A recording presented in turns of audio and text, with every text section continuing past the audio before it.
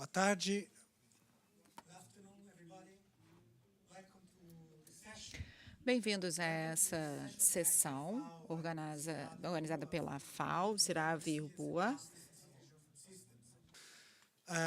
Before we start, I would like to invite our distinguished guests, our panelists on the podium, starting with the Mr. Sebastião Melo, Mayor of Porto Alegre, Brazil.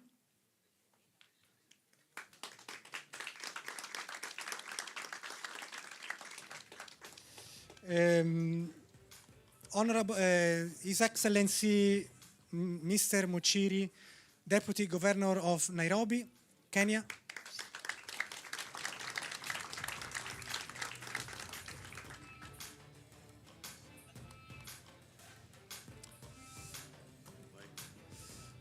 Mr.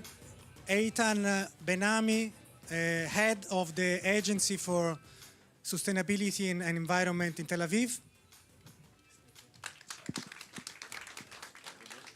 And last but not least, from remotes, we have the Chief of Staff from Antananarivo, Madagascar, Mr.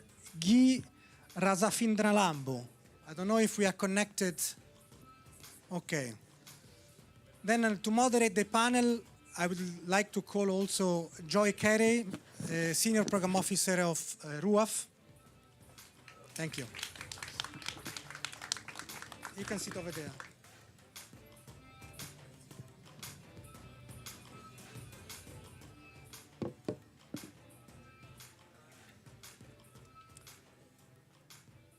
Thank you so much. Now I'd like to, before we start the discussion with our panelists, I would like to give you a short presentation to set the scene and to introduce the concept of climate resilience in local food systems.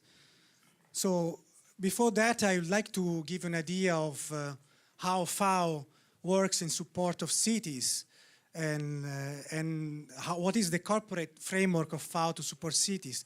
FAO has been working with cities for many decades now, but in 2019 we have launched the framework for the Urban Food Agenda, which is the corporate framework to support cities in improving their food systems. In 2020, our Director General launched the FAO Green Cities Initiative, which is another corporate initiative to help building resilience and well-being of people living in urban and peri-urban areas in face of crises like climate and pandemics, for example. In the context of this initiative, we have been implementing for the last 10 years, more or less, the City Region Food System Program, which is one of the core operational branch of our strategy to integrate resilience in local food system planning, helping cities to understand risk and vulnerability to shocks, and also build strategies to build resilience. Now, let me get into the content of today's session.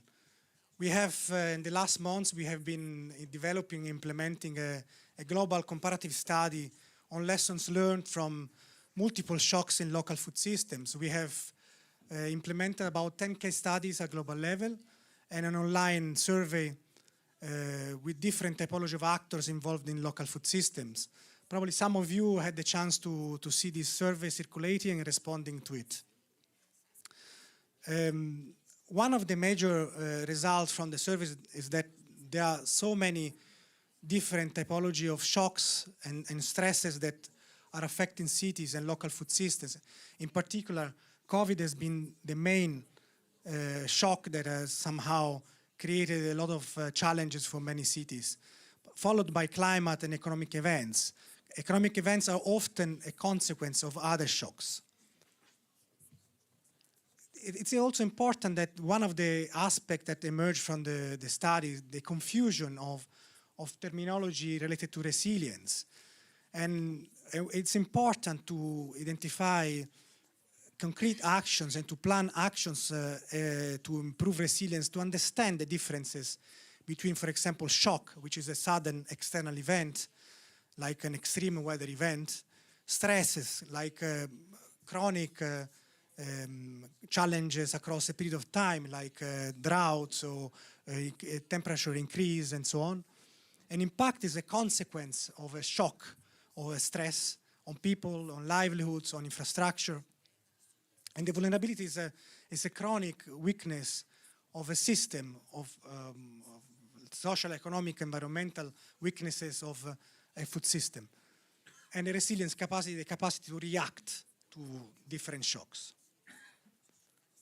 An example from Antananarivo, that was one of the cities of our analysis.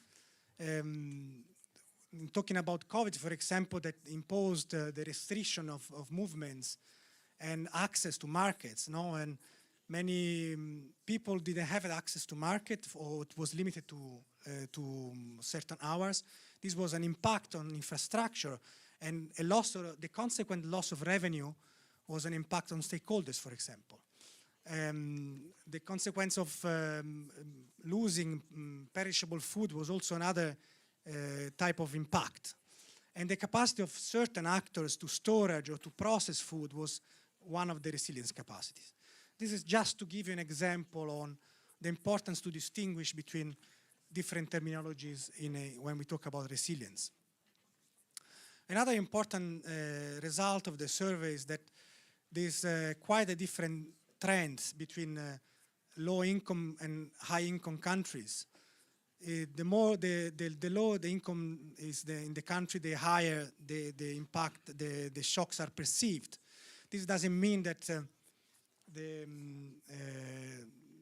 the low-income countries suffer more shocks, but the perception was definitely higher. And of course, there is also difference among actors in the city on how to perceive the shocks. You can see that city officials had a different perception from the rest of the population on the severity of the different shocks.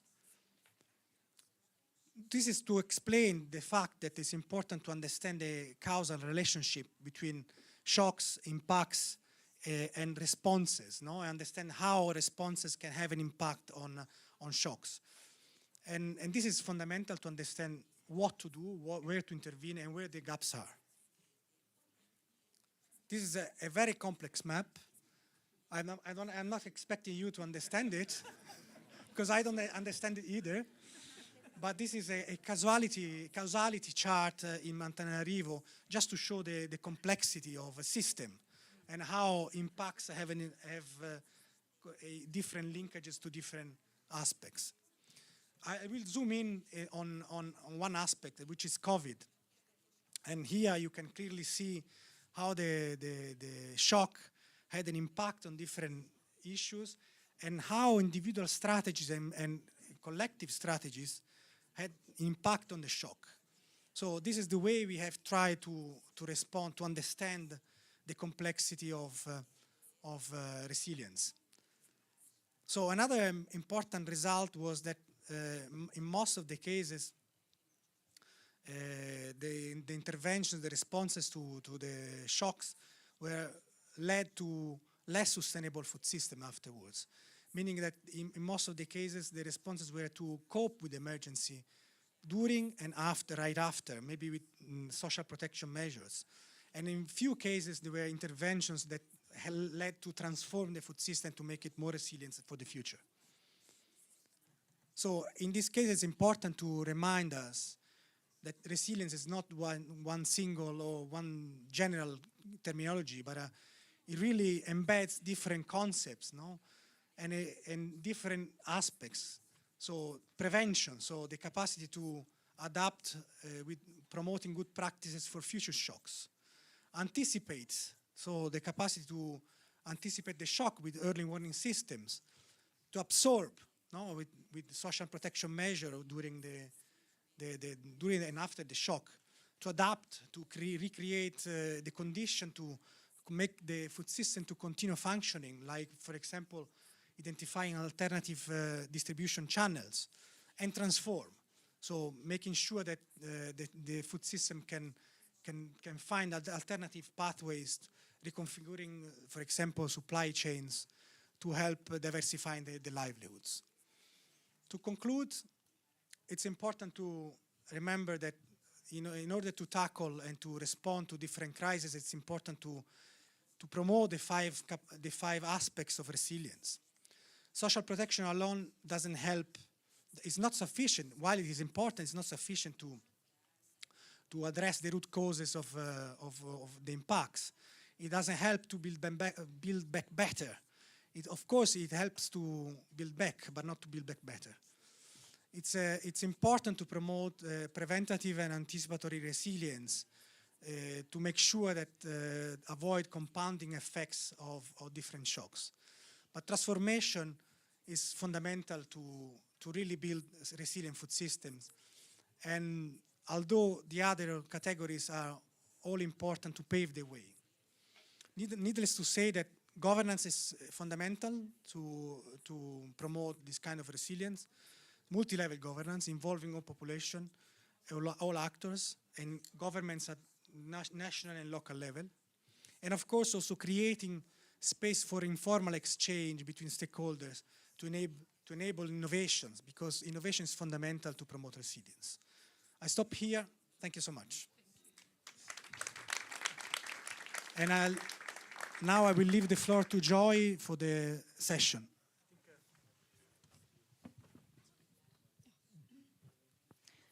Thanks, Guido. Hello, everybody, and thank you very much to the panel.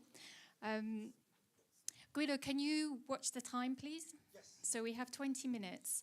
So following on from Guido's explanation, introduction, I'd like to have a practical conversation with our panel. Guido, do we have Antananarivo online?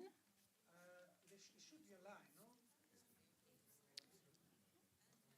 I hope so, because we have a question very specifically for them, but I'll need some guidance there on how we do that.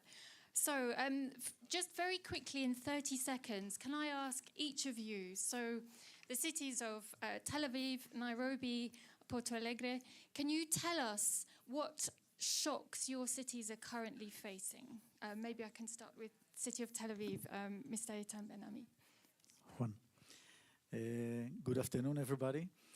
I think that we experience shocks that right now is coming out of the war with Russia and Ukraine, shortage of supplies, and rising price of food that drove citizens to rally against the companies not to raise the price of food. And so far we succeeded. But I think that from maybe the graph that you showed, the most complicated one, I think that people start to understand that everything is connected. And I'll speak after that, elaborate about how this conclusion was formed into action in Tel Aviv. Thank you. Mr. Muchiri from the city of Nairobi, what types of shocks, just 30-second quick summary, what type of shocks are you facing in Nairobi? Yeah, thank you very much, and happy to be here. In Nairobi, one of the biggest challenges we've had is the impact of the COVID-19 pandemic that we had that decimated quite a lot of businesses and therefore sent a lot of people out of work, as a result of which they can't actually fend for their families. Coupled with a very steep increase in cost of living, we've got a lot of people out of work and just can't find enough food, forget about quality and type that they can actually give their families. That's really a key thing that we faced. Thank you. And Mayor Mello, Porto Alegre, what type of shocks have you been facing?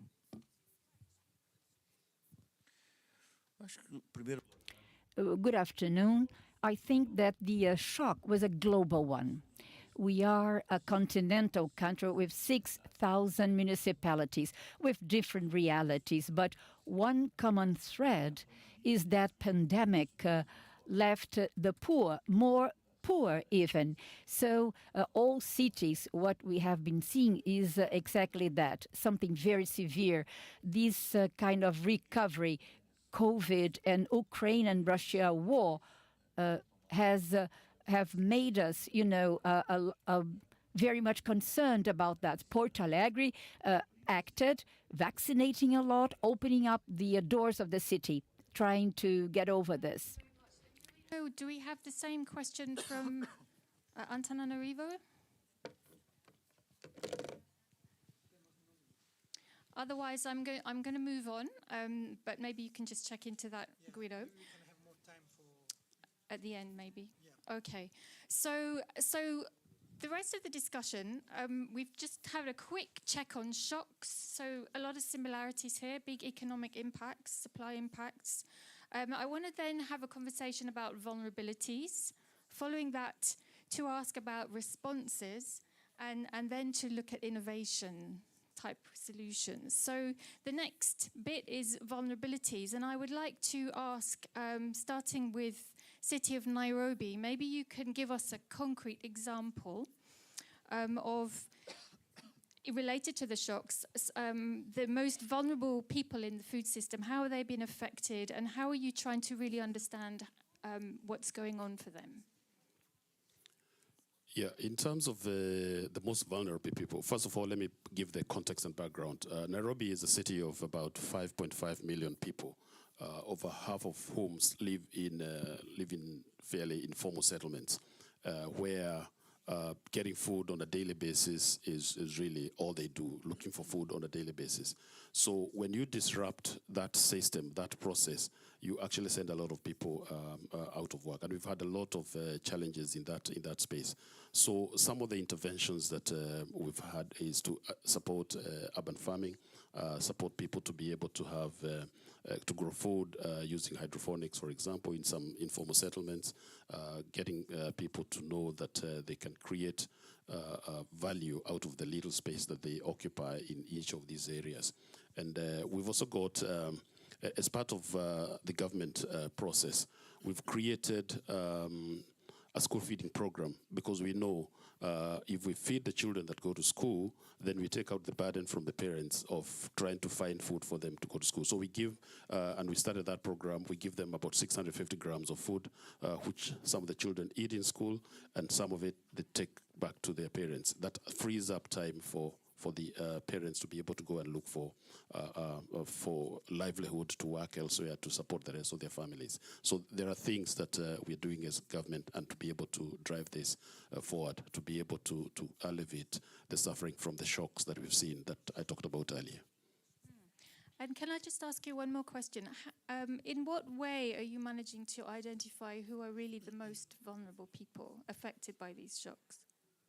The identification process is fairly simple in my mind, because we first of all know the places where these people live, and we know the families, and we know we have a system that we have that goes all the way down to the grassroots. So we actually get them registered at the local level, and you understand this family struggles, this family doesn't struggle as much, and therefore we determine at the local level who is it we are going to work with, and these are the people we then support. Thank you. I was hoping that Antananarivo would reply also to this question, so we'll just, okay. So please do. Can I just ask Mayor of Porto Alegre, for you, how are you identifying the most vulnerable people in your city?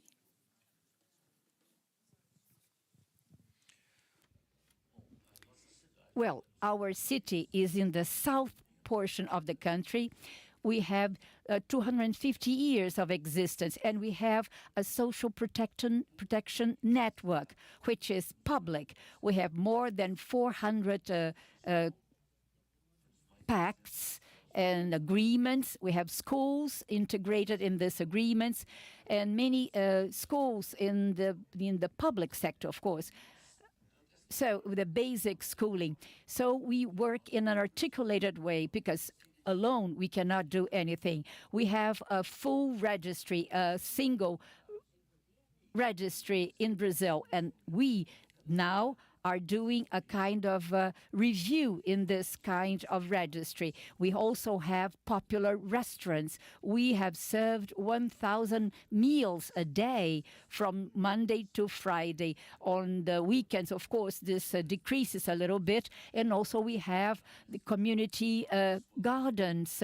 And there is a kind of a protection network that was set up before the pandemic. But in the pandemic, we had to have a step further because words cannot solve social problems.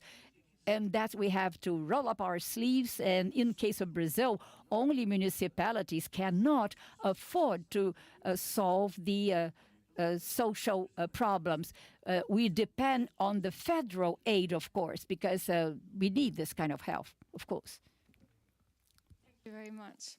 Can I bring a question now to the city of Tel Aviv? So just thinking about responses to shocks, to what extent do you think that the measures you're taking to respond to shocks are really transforming the food system? We are in a little different situation than the cities that we just heard. We are a smaller city, about 450,000 people. And the shocks that we have, the most serious one, we found out during the pandemic, is our foreign workers, illegal immigrants that we have about 40,000 in town. And when the virus started and everything closed down, they didn't have work. And they actually didn't have food to bring to the table. And when the city realized it, right away we responded with food supply, but we didn't leave it there. We decided that this is a situation that we have to take care of for a long run. And we established a market that serve food like a supermarket for them. They got coupons and they can come. The supermarket looks like fancy, you know, it's not, they come to a real supermarket. Our concern was that they will start to bring everything that other people doesn't want, curbs and all kind of pet food. So we are making sure that the food there is healthy. We help them with recipes of what they can do with the food supply that were there. And we also got help from organizations and NGOs that collect foods and bring it to there. This is our most vulnerable people in town. Okay, thank you very much. And back to Nairobi. So, Mr. Muchiri, the types of measures that have been taken in Nairobi to address these shocks, to what extent do you feel they are actually bringing change, transformation to the food system? So I'm distinguishing between a good response, but something that's leading to a bigger change. The biggest transitions or the changes that have impact are those ones that are sustainably owned by the individuals. And we've identified that among the most loyal groups of people to work with in terms of change is actually the youth and the women. And we are able to support in areas, you know, where we have these groups, women groups, for example, who provide feeding services, and we are also introducing in the city a fund to help them actually grow those little businesses. A lot of them actually work off the streets. They don't have formal premises to work, so it's fairly difficult to monitor them, but we are doing that where we can, and we're starting with those groups and supporting them to make sure that we see differences. For example, like what I talked about also on the hydroponics farming, we take specific groups that are organized, have registered themselves, and therefore they have accountability between the various individuals, and they are able to drive that forward. That's part of what we are doing. It's a process that we have started. We are new government. We've just gotten into office, and we should be able to drive that forward. What there is, and I had earlier on the talk of political will, and that is what is driving a lot of the agendas that we are driving for this. Yes, thank you. So this political will, we know it's so central. I wanted to come back to you, Mayor Mello, to ask you a little bit more about the community gardens in Porto Alegre, and to what extent you think they are really making change for the people who are involved in them. Correto. Bom, eu acho que Well, I think that first, our city had a much larger rural area, and it ended for a while, but then we recover it and we have it back. 12% of this new area is for rural preservation and for the sustainability of the city and for production today. Our agricultural production, 12% is already organic. So, and these farmer markets, they are spread all over the city in several corners, and we have a lot of productivity and variability that goes to the consumer. We have also the green gardens spread all over the city. This is a community work. The city hall will provide the structure and the volunteers will work. We have also the schools, 300 and something schools. We have more than 120 community green gardens, and they work in a pedagogical way as well, educating the students. And I'm saying that the urban world is changing every day. And in terms of culture, this issue of food, Porto Alegre is not the best experience, but it's not the worst either. We have good experiences, and the success of all of that goes through partnership. I think that the public power, bankrupt alone, it cannot do anything. But in a partnership with the society, with the businesses, we can advance. And to conclude, during the pandemic, our school network maintained the food provided to the families. The school was closed, but the food reached the families. So the families would come and get the food, and this was a very important food protection that we provided. Thank you. Very, very inspiring. Can we just do a time check? How are we doing? We are doing well. We still have 5 minutes. Couple of minutes. Great. Okay. Can I come back to city of Tel Aviv? You mentioned innovation, and I wondered what type of innovative responses you're seeing be very successful, and obviously it's addressing shocks, but also looking at food system change, real transformation. Okay, we're looking at, because we don't have much time, the bigger picture is that not solve solutions, here and there will solve the problem. We are lucky to be one of the cities that have a lot of startups in the city, one of the largest in the world. And a lot of them are in climate change and also in food tech. And we encourage them. We created a system and a partnership with these companies to start and bring up ideas, because some of the things that will be a solution to the crisis will come from new ideas. And one of them, for example, is a machine that can make water out of the air. Doesn't need hook to anything. This type of thing, I ate food in some of this organization, great food that they produce in the lab over there. It's going to be superfood that can be distributed everywhere.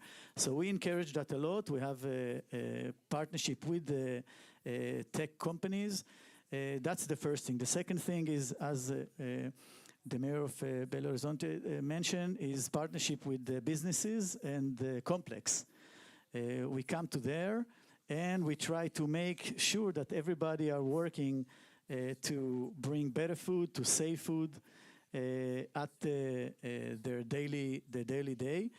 But I think that the most important thing is the citizens. We have strong citizens that understand the crisis, and we're working with them. We created a program called Sustainable Neighborhoods, that we bring the knowledge to them, and they, for themselves, with their own initiative, they collect food from different businesses or event and place it on WhatsApp. Here and there, you can collect the food, and they open like a community refrigerator where people can put stuff and can take stuff out of there. So it's goes all the way from the most high-tech companies to the people in the neighborhoods to find a solution, and the city needs to be in every of these stages to support in whatever the people that have the initiative needs. Because the city can't do it alone, and we have to have many people with us in that business. So that's what we're trying to do. Thank you. Just in the last couple of minutes, I wanted to ask all three of you, is there anything else that you would like to say, which I haven't asked you, anything really important that you want to just share. So we've heard about partnerships, political will, working with civil society, enabling community responses. But is there anything else that you really want to add to our conversation?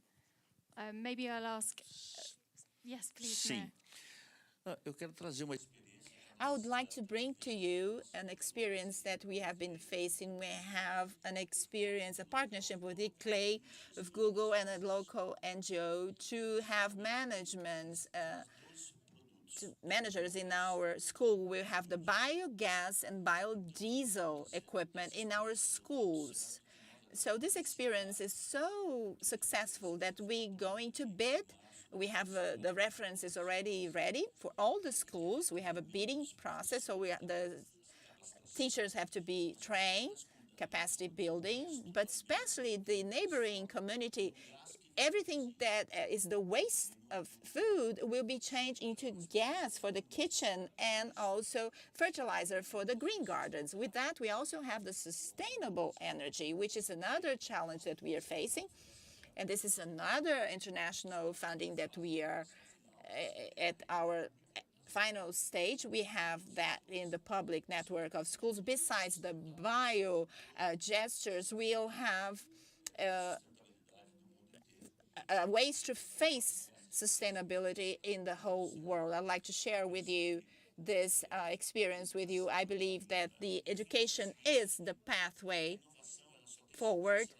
And education only makes sense if you have social transformation. So you cannot only give the fish, but you have to teach them how to fish. And we have so many challenges to face. And how are you going to make this vulnerable child to have this opportunity? It is true that we have a lot of unemployment in Brazil, but we have some areas like innovation that you're looking for people in the market and you don't find people in the market because they are not prepared. So even we have some courses that will have less acceptances and also courses that will generate income to people. So this is one of the challenges for our cities. Thank you very much. Muito obrigado. Você queria dizer mais alguma coisa? É só comentário final. Em Nairobi, nós temos empresas muito chain from those farms into the city by building better markets, better spaces for people to sell these products nearer the estate, so that we reduce the distances through which people will carry their food and therefore get destroyed on the way. Second thing is, in the city itself, we have we make a lot of extension visits to the farmers who have sufficient land to be able to do any form of agriculture. And we want to encourage them to produce more, to be able to supply into the city. And finally, we also encouraging water harvesting because we are water short in Nairobi. We have about 300 million liters per day short. And we need to encourage people to harvest water so they can use that for their homes as well as for agriculture. Those put together should help us reduce the exposure that our population has in terms of not having sufficient food, and also improve the quality of the food that they have, because a lot of the food that people eat and you see them on the streets, you actually can't validate or say what quality that you'll be looking at. It's just food.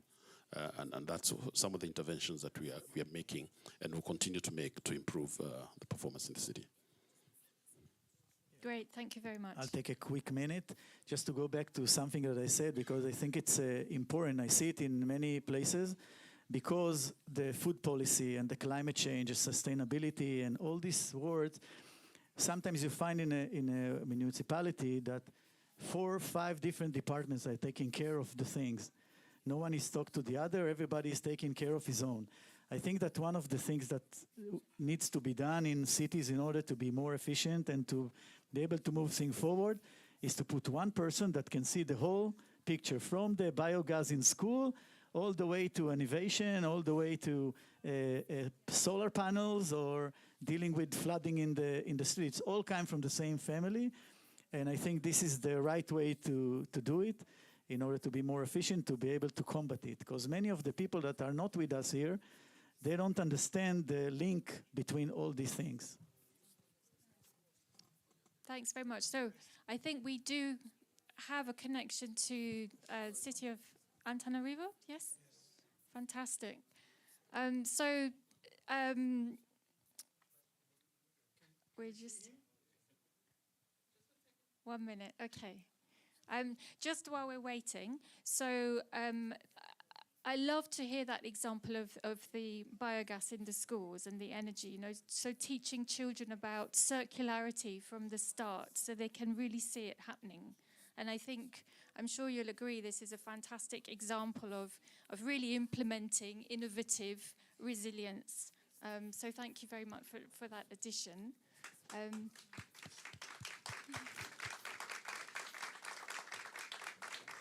So I just want to say as well, I'm so sorry that we have failed to bring in Antananarivo before now. They're on their way, but they had. Maybe in the meantime we can ask if. Okay. Okay, so maybe we had some connection issues.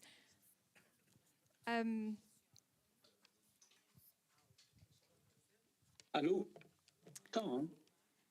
Hello, Mr. Guy. Mr. Guy, Yeah. Rasaf Hello. Indalarambo, welcome. We're so sorry we didn't get to see you before now. Thank you so much. I'm so sorry we have a very, very bad connection in Antananarivo because we have a blackout of light and of electricity in Antananarivo. So the connection is very, very, very bad. Excuse me. Okay, well, maybe just very briefly, we're seeing you're experiencing problems already. Please, could you give us a concrete example of how you are addressing... Sorry,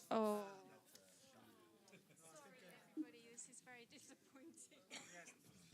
Hello? Okay. Oh, welcome back.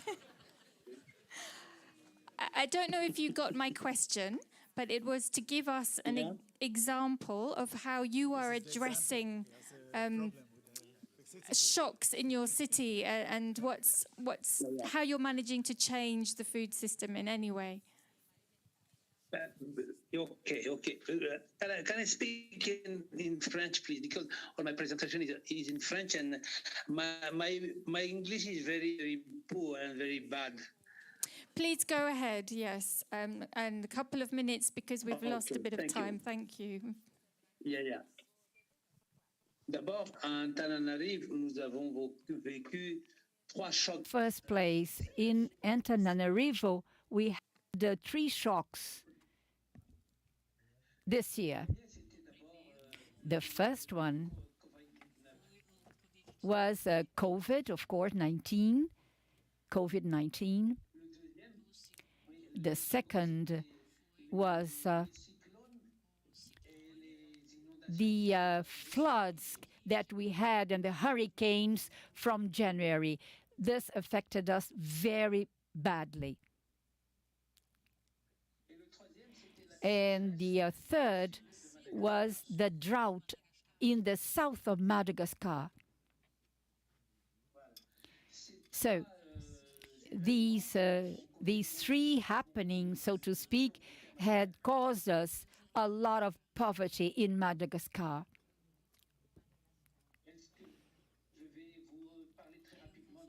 And I would like to speak very briefly about the effects of all these 3 problems that has stricken us deeply.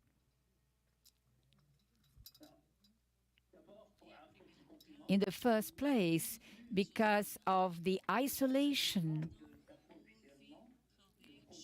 we did not have any more supplies, products, etc. in Antananarivo. We have a very bad shortage of food in the rural areas also. And in the fields, in the rural area, the agriculture, the crops had decreased a lot because there was no more loans to be obtained for that means, for that end.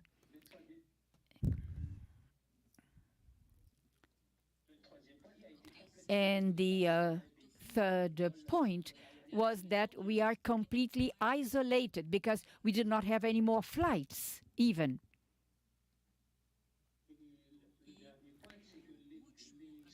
And the last aspect was that the income of all liberal professions have dropped dramatically. They lost all their revenues, and of course, due to the climate.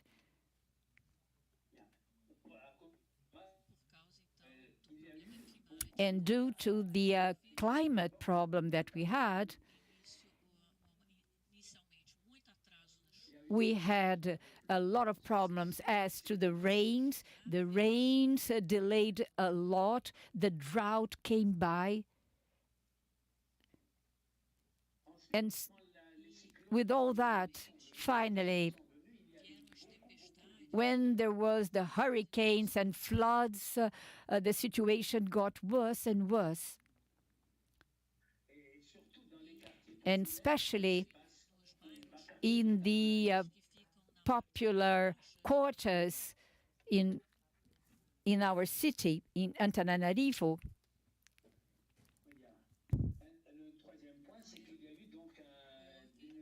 There was a very bad situation, drought at the south portion of Madagascar. And there was also, next, a migration flow towards the cities.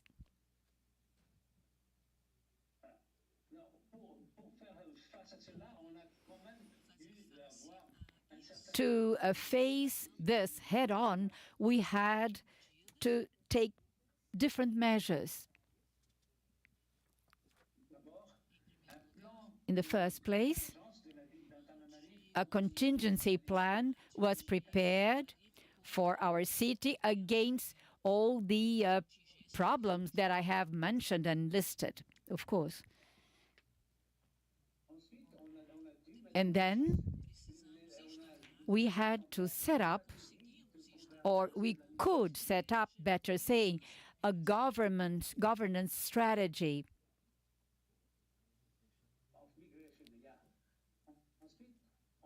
And as a consequence, we have also to implement or set up, if you want, a specific policy vis-a-vis our needs.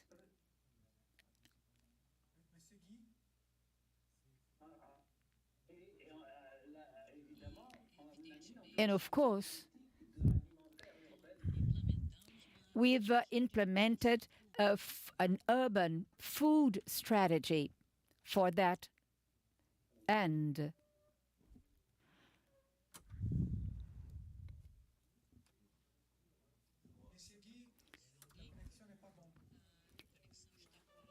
Monsieur Guy, the connection is very bad, so I'm afraid we have to conclude our session.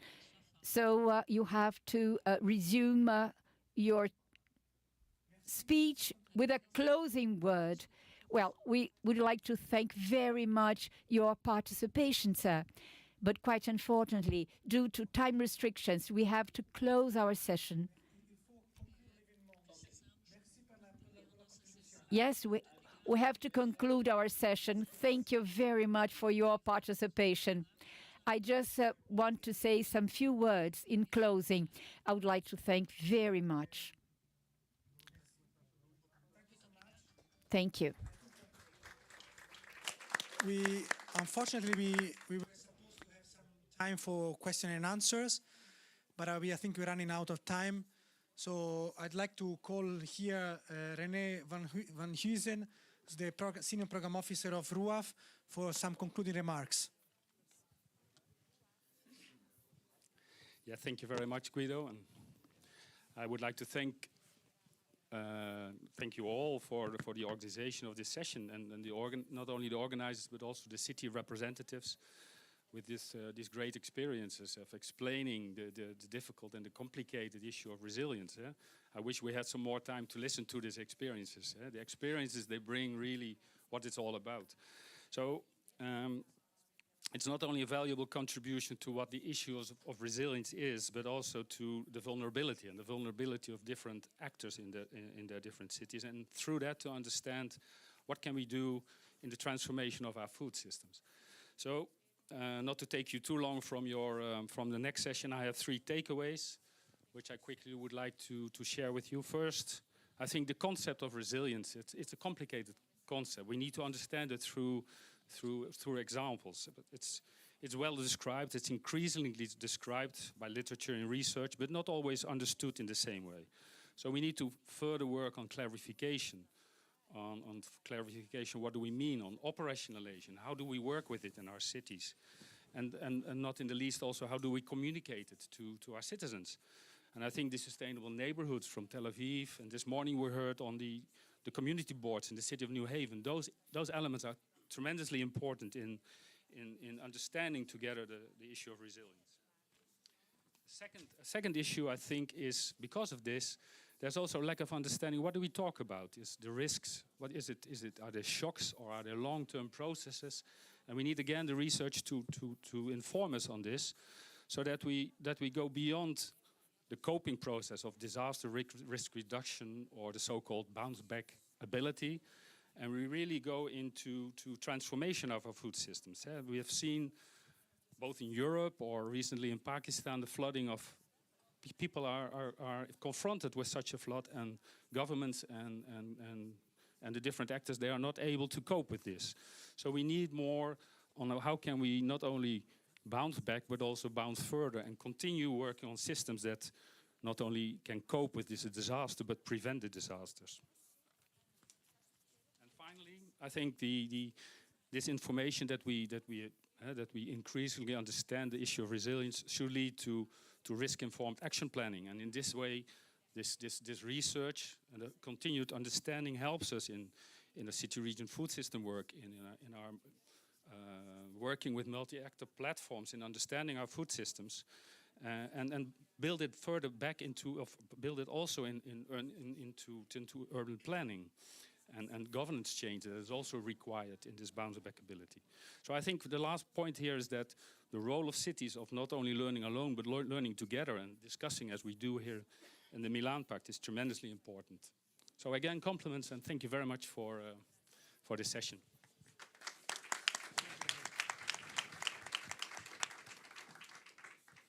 Thank you so much. Yes.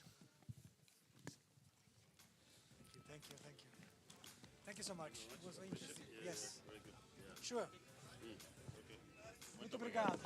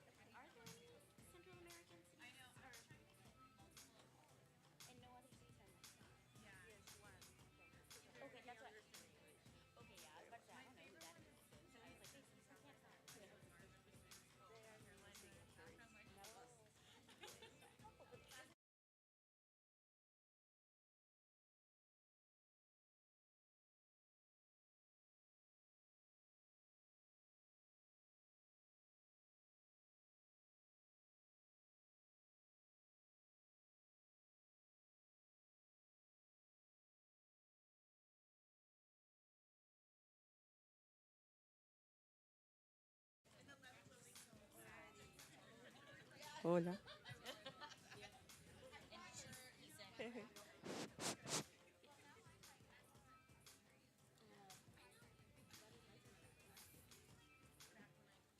Shall we start? What do you, yeah? Okay. Yeah, I think we can start. Yeah, we can start now. Yes. Do you want to introduce, since I'll be talking so much, like just the very beginning, like, hello, we're here. And then I'll start the slides. Spanish. Oh, yeah, do it. Yeah. No one has their headphones, so I can start. Yeah, and then I can do the slides.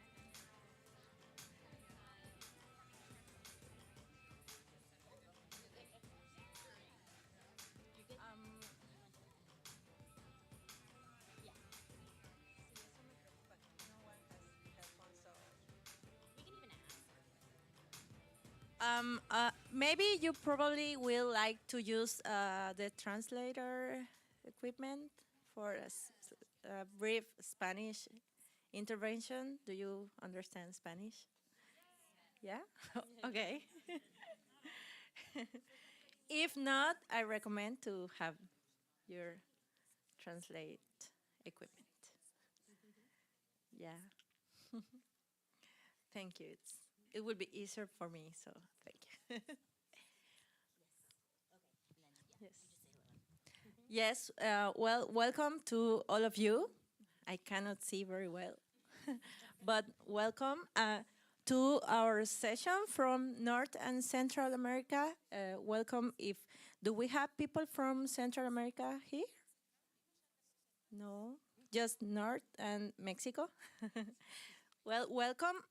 We will start with our session, and I'm going to introduce myself. I'm Alejandra Bolio from Mérida Municipality in Yucatan, Mexico. We are signatories of the Milan Pact and also part of the steering committee.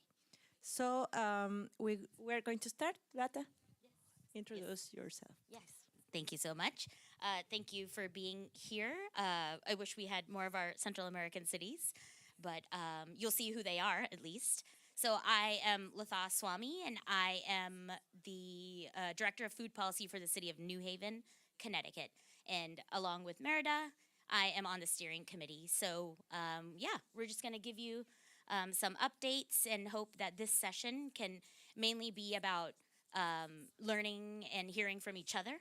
And then kind of thinking about what we would like to see for the future of our region and how we could possibly work together to support each other to reach these goals within the Milan Pact framing. So, yeah, it kind of gives you a little bit more detail into our agenda. We actually would like to be a bit engaged with you, so we're going to do some audience polls with Poll Everywhere, if anybody's familiar with that. Unfortunately, it isn't seamlessly integrating into our presentation today. So while you all are answering the poll, I will just walk over so that I can put up the results page with our awesome AV crew over there.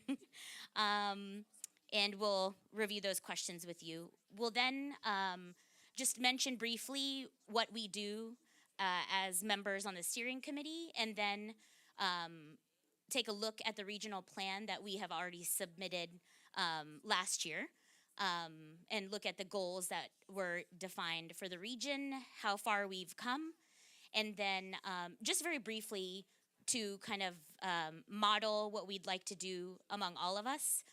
Both Ale and I will share just a little bit, some main things from our cities, because a big part of being a part of the region, right, is to hear about what we all are doing and learning from each other. But we'll try not to spend too much time and go into details. And then hopefully we have a lot of time for open discussion, and then we'll end with an audience poll just to figure out what we want to do next and who wants to work a little bit more closely with the two of us to reach some of those goals. Okay. So first, we thought it would be fun to do a who's here thing. So if you could go to that link, or if you take a picture, sometimes the QR code works. They very conveniently did that for us, so that's awesome. And while you're answering, if you could just put in your city name, I will go over and open up the results page. Ale, feel free to tell some jokes while we. Thank you. I don't know any jokes, so listen Oh, English. perfect. Yeah, I see. Yeah. Ta-da. So Okay. let's see the results. Is it gonna show? Yeah, yeah, exactly. So people can see. Okay. Okay. So this is Interesting. what we have going on. Oh. It comes up a little bit weird when there are two words. But it's We have the city of interesting. NRDC here. No, I was kidding. Cool. Yeah. That's exciting. University, Chicago, Columbia. Oh, awesome. We do have a Canadian colleague here. Yeah. We weren't sure. Okay, cool. Well, We have that gives you a snapshot really quickly. I like this large representation from Chicago. And actually, if we can go to the next one, yes, thank you. Sorry, there's a little bit of like switching back and forth, but it's super casual here. So then we have our first poll, and what we'd like to understand here, when my colleagues in Merida and I spoke, what we really would like to understand is, what do you feel most proud of from your city as it relates to how the pact is organized? So thinking about the 6 categories, and then if you could vote on which category you think your city is doing the best, that you are a model for other cities, or that you have the most resources behind, just vote for that. And I will now walk over and also show you the results. Okay. And then, okay. Wait. The question about the main Oh, not that one. Yeah, next. practices that you feel proud of. Are you seeing that? Oh, wait. I think I have to activate it. Sorry. Are you having problems answering? Oh, no, you're good? Okay. Oh, I see. Yes, you are answering. Okay, perfect. Present. Okay, we'll show you in a second. Yes. Yes. Cool. Okay. Well, we have strong food waste representation here. People feel very proud. Yeah, it's like this section right here. No. Oh, that's great to see the governance part. Personal favorite. Food production. And yeah, that's interesting. We don't really have so much on the supply and distribution and diets and nutrition. And I know the two of us didn't vote. Mine would probably go in food production. Ale, what would you say? Mine, I believe, is social and economic equity. Oh, nice. Cool. Yes. Oh, yeah, that's right. Sorry, I didn't even see. I would say maybe then New Haven goes in that one, actually. Great. Okay, so this is what you are most excited about, feel good about. Our next question is another poll. And if you could switch to that slide, like the, yes, and then I advance. So now we have this different, yeah.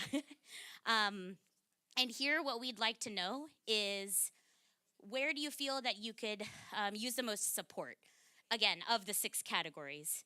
So, thinking about how the Milan Pact is organized, what can we learn from our peers across the entire region? So I know we're North America, US heavy right now, but please think about, the entire region that's represented here and what you can learn from your colleagues from across the entire region. And then, oh, yay, thank you. It's logic that food supply and distribution Yeah, and 'cause it's sustainable dark, sorry. diets and nutrition highs, because no one was like particularly proud of that area. So we all need support in that one. Mm-hmm. Awesome. Yeah, very cool. I'm glad we chose these questions. Oh, we have some people changing their minds. They don't want to be the only one on the bar. Okay, cool. Yeah. What would you say for Merida, where you would be? Sustainable diets and nutrition, I think. Yeah, I wonder. I would say, yeah, maybe food supply and oh well, no, Food maybe waste. I would say yeah. I believe food waste, maybe. Yeah, I'm changing my well, mind. This whole section right here. Help. Okay, so we can go back to the slides now. Awesome. Okay, well, thank you for playing that little game with us. This actually will provide us important information when we decide our next steps later. So this is to give you a regional snapshot. And right now there are 24 or 25 signatories, perhaps. Yeah, 24 or 25 signatories. I think there's some, they're like in flux right now, but only increasing numbers. And this is from the previous iteration that we had. I didn't get the final numbers. I was trying to count the practices submitted this year.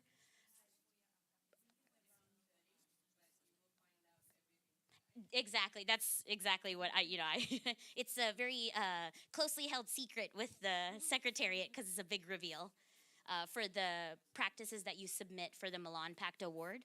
But we had around 50 the last time around.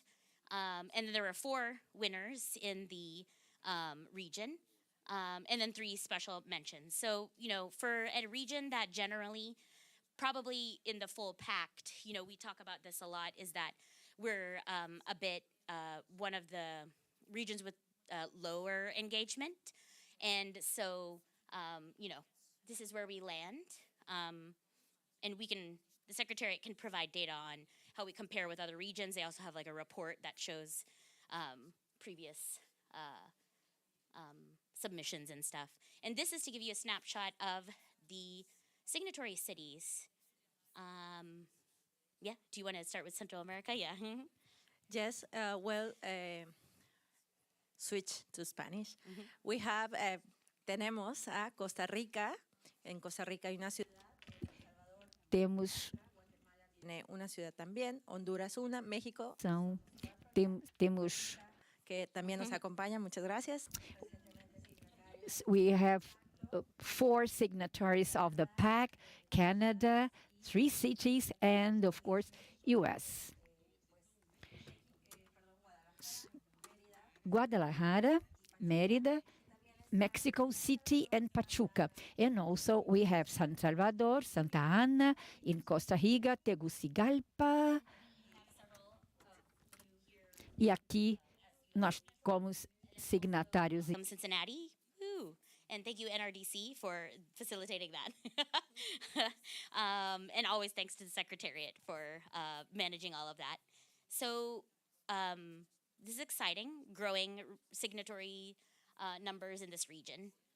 And we'll show you some of the progress we've made, but quickly just wanted to share our role as steering committee members, what that means. So, by mandate, the steering committee is the governance structure that supports the operation of the Secretariat, and a bit vice versa. Secretariat also supports steering committee members in being able to implement and fulfill the goals that we've collectively decided, and working with individual member cities.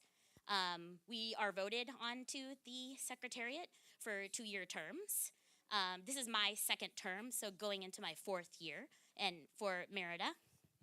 It is the first time that we are part of this steering committee. Yeah, awesome.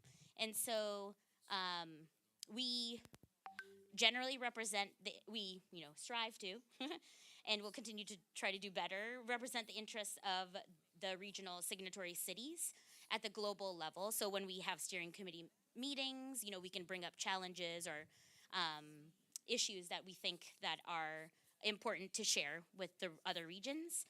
And then also to provide strategic oversight so that we can meet the mission of the pact, and to make sure that it relates to this region as well.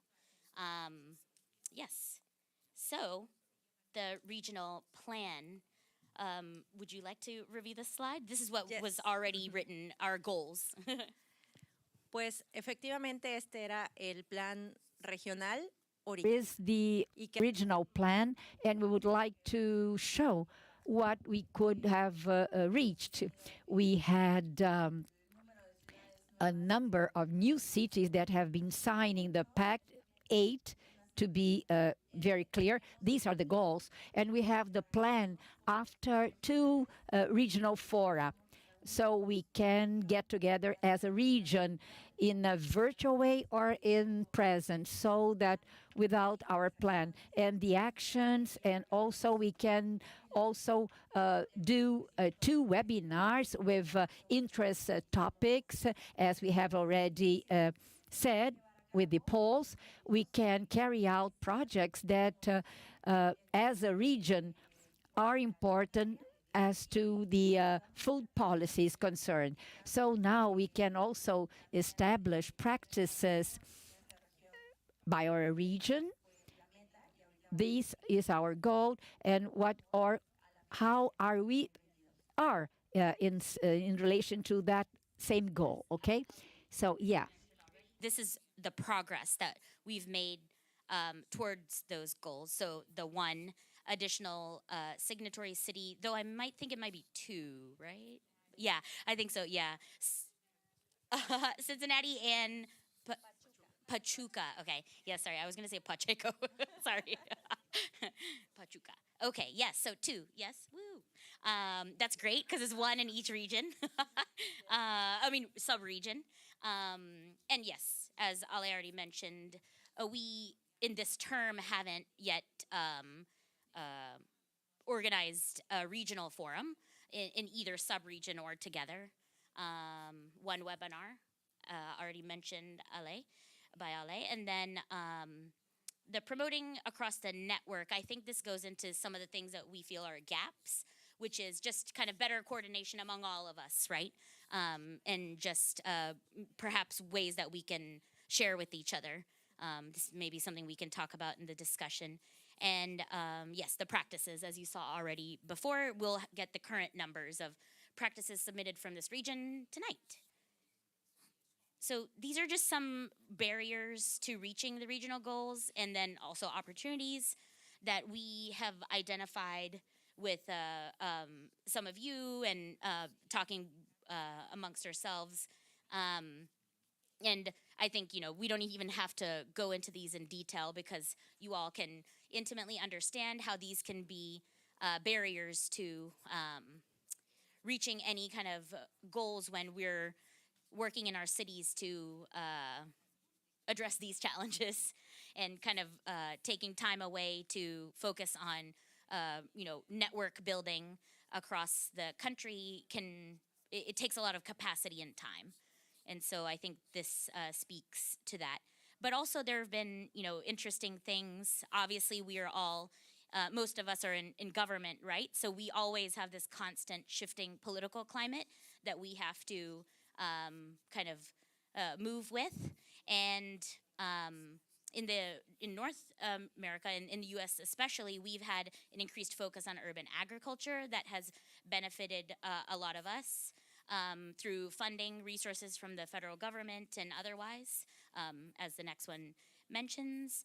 And then I know in Merida that you've had a lot of cool partnerships coming out of Mexico and in the region. And so these are all like exciting things that I think we could leverage for better coordination, and we can take your model and think about it an even wider area, and learning from each other in that way. So this I will go through very quickly. This is the part where we want to just share a little about our cities, just to do that exercise of like, hey, these are some of the cool things that are happening here. And then hopefully, as we'll quickly go through ours, we can, in this discussion part, also hear from some of you that, if you're really excited about sharing something, or, we'd love to hear from you. So I think we both have many slides, but we're gonna kind of just go through them quickly, because you can like read this on our website, or you can ask us another time. So Kind of interesting points. The Food System Policy Division, which I lead in the city of New Haven, was only established in 2016. So it's a very new municipal division. We have never had a budget until this actually very past year from the general funds. So we never received a budget from our city. So it was just me for a very long time. Not very long time, since 2016. It's been like 2 years I was alone. And then, excitingly, I received some pretty significant grants from the federal government, state government, and some private funders. Here's a quick timeline, and that was only in 2020. So it was in the midst of responding to COVID as well. There was this increased focus on food systems. We received funding. I was able to bring on an additional staff member, and then again, a second staff member who recently left, so now it's just back to 2 of us.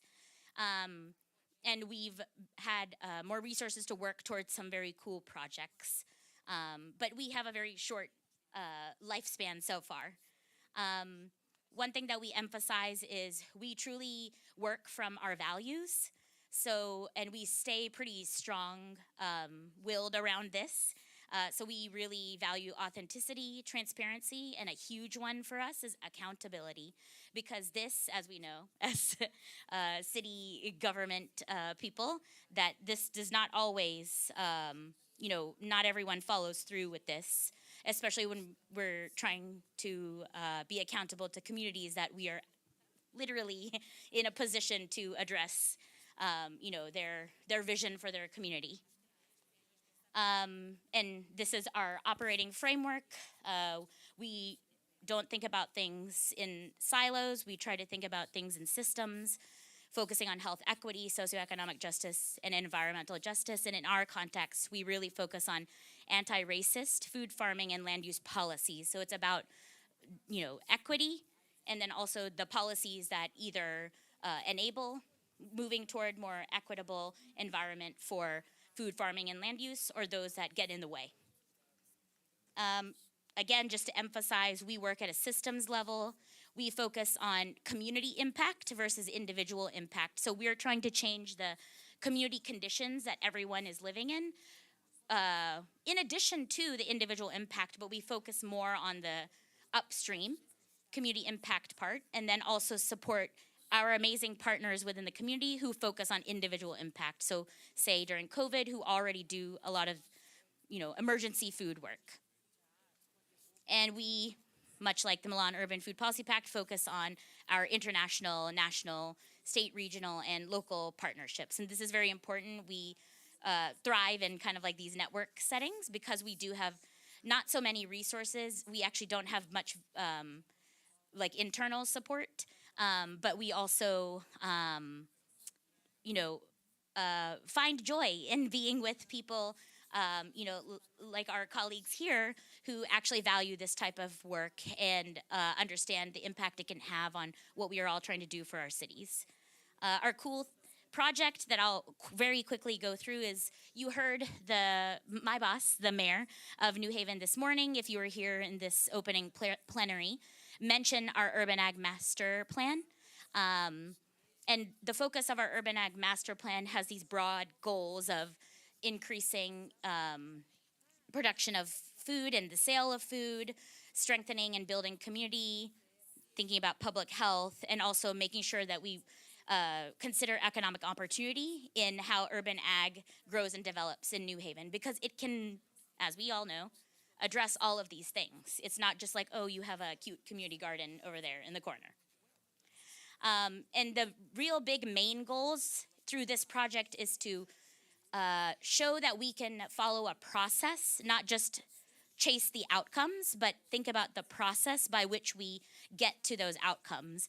And those outcomes are to see diverse representative leadership that looks like the community, not just people who have power or positionality within institutions or other organizations, that everybody can gain benefits from urban agricultural growth. that city processes are clear, accessible, available in multiple languages, in multiple modes, and that people can navigate them easily, and that they are not feeling frustrated or abandoned, and that they have and feel that they have true community ownership over these processes, or over land, or over production of food within New Haven. This is kind of reiterating that, like, really care about community ownership, and that we're not coming, as the mayor mentioned this morning, from a top-down place, but that it's actually us working alongside, our fellow residents. We created this community advisory board, as mentioned also by the mayor this morning.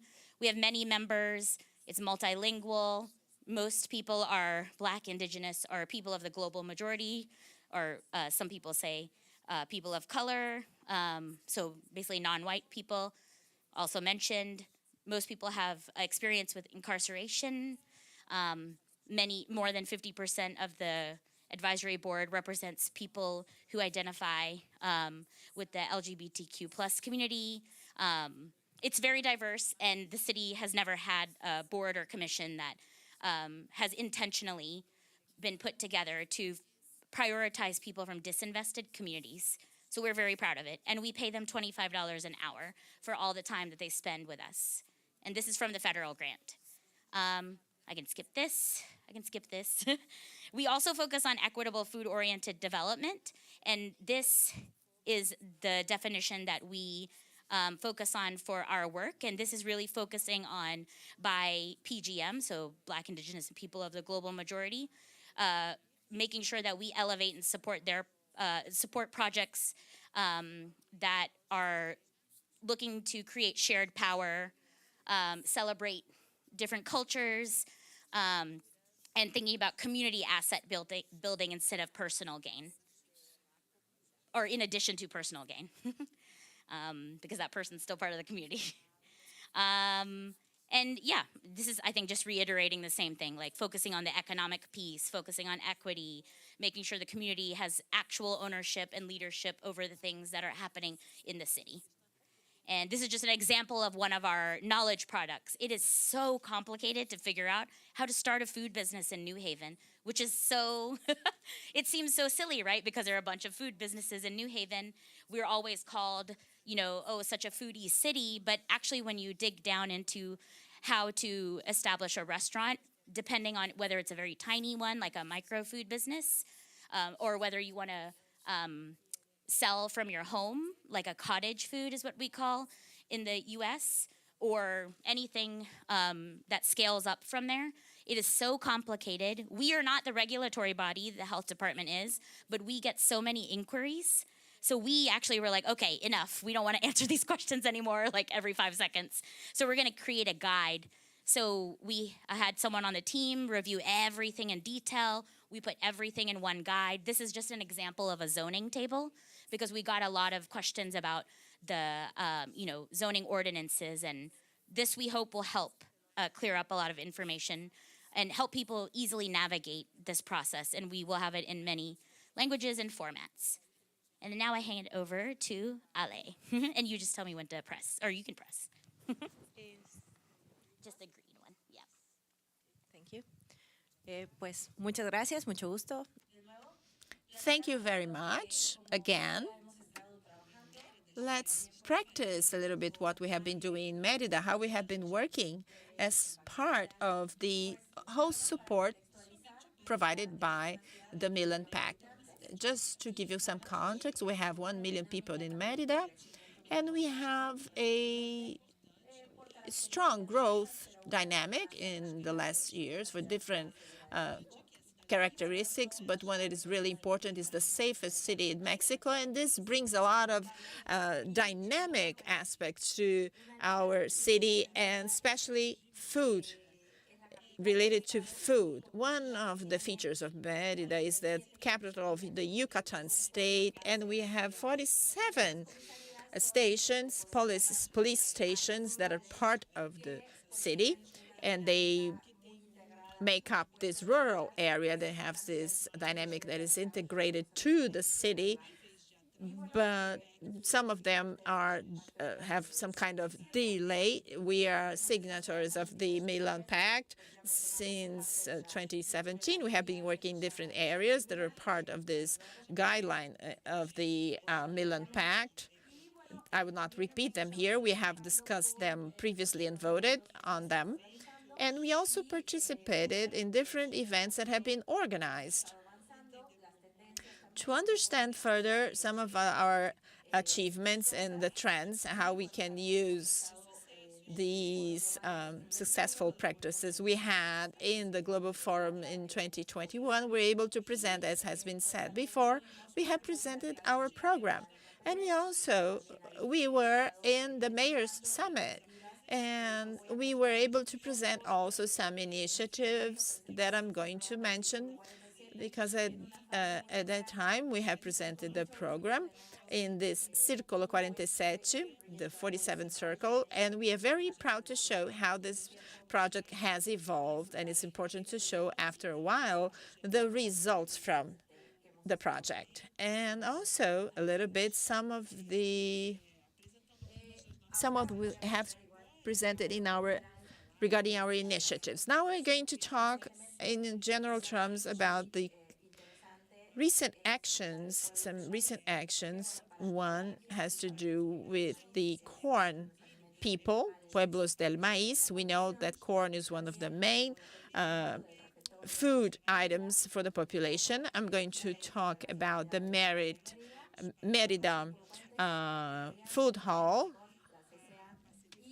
and the partnership that we have with CCA, Arboreto, and Círculo 47. We were trying to connect 4 cities in different areas of the continent to share how corn had a major impact in our cuisine, because corn is indeed a food item that is prepared in different ways in the region where we are.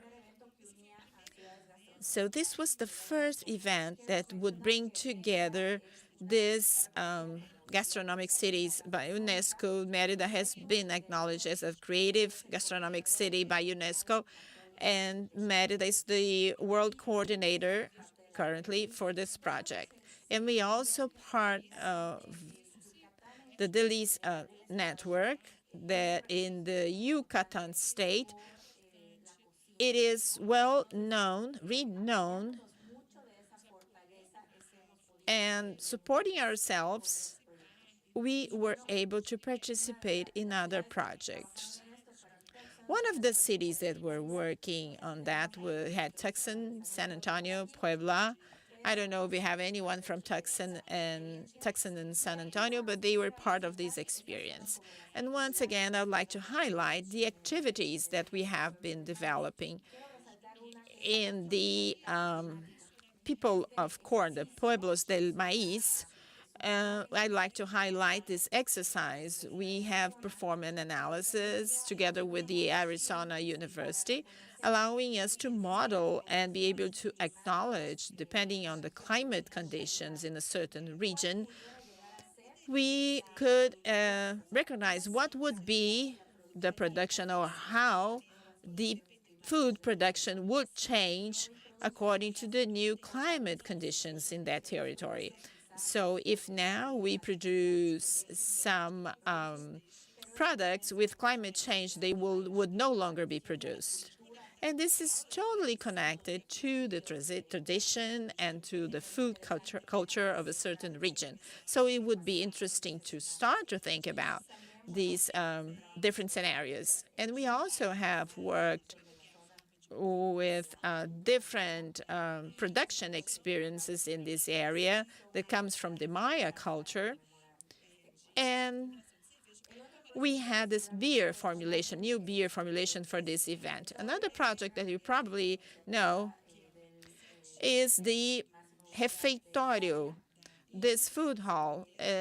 Máximo Botera is a cuisine chef, and in Mérida, we have one of these centers that is managed by an association, and the main goal is to reach the quality of ideas. You can see a picture of one of the meals that is served to beggars in the city, homeless people that live down in the downtown area of this municipality.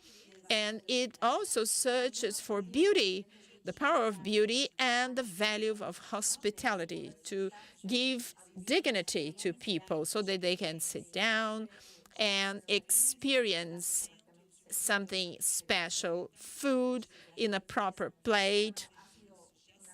And also they have hygiene services available so that they can enjoy their meal in this project by the foundation. I don't know if you know, but we have some refeitórios, some of these food halls, one in Rio de Janeiro and another one in Mexico in our city. This date is wrong. It's May, 2 consecutive years, May 2021 and to July 2022. And this is one of the main goals, preparing food using the food waste. We have also worked and supported the dialogue to establish what were the needs and what we thought it would be important to work in terms of food policies to the city. We also have the Círculo 47, Circle 47, trying to strengthen the communities, because it is true that the field, the inlands are being abandoned because there's no opportunity. We have a strong migration to the urban centers, and this was a way to strengthen our delegation so that people would not have to go to other places, and they would find through production some ways to have some better quality of life, better income, and we looked for capacity building and technical training and a lot of effort to strengthen the supply chains, because a lot was idle, waiting for the product, and we were not able to open these distribution channels. Another aspect that was really important was the strengthening through the pandemics, because we have built a platform that mapped all the producers, but also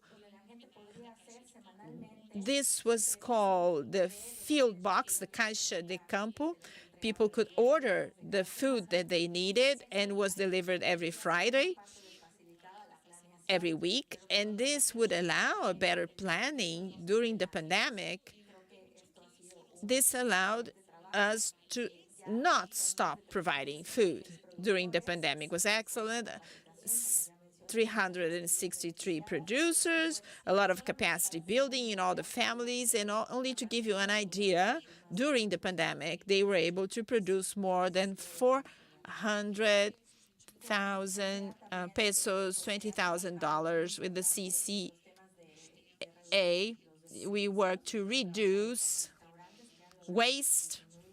We were able to work with restaurants. They were able to reduce in up to 63% all food waste. And another initiative, which is Arboretum, this is a garden that tries to recover the native fruits, because another problem is that when we go to the supermarket, we find products that are consumed, but everyone eats tomatoes and avocados. We can find this in the supermarket, but not typically regional products. So we try to recover more than 25 species of fruit trees that cannot be found in the main chains of supermarket chains. So this is a little bit of what happened in Merida. This, of course, is not only worked on by the sustainable development area, but also worked on by the tourist department. And this belongs to the government that was created through that, exactly.